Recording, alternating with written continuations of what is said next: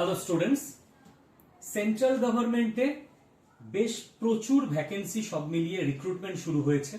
অর্থাৎ এই সময় পরীক্ষা হচ্ছে না, ফর্ম ফিল আপ হচ্ছে মাধ্যমিক পাস যোগ্যতায়, উচ্চ মাধ্যমিক পাস যোগ্যতায় এবং গ্র্যাজুয়েশন যোগ্যতায়।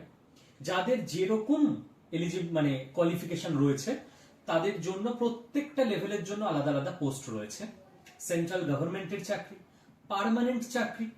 তো এবার কি কি পোস্ট রয়েছে, কবে থেকে ফর্ম ফিল আপ শুরু, কিভাবে ফর্ম ফিল আপ করা যাবে, পরীক্ষা কবে হবে, তার জন্য কি প্রস্তুতি নিতে হবে, এই সমস্ত কিছু নিয়ে ডিটেল আলোচনা আগামীকাল এই চ্যানেলে বড় ভিডিওতে নিয়ে আসছি।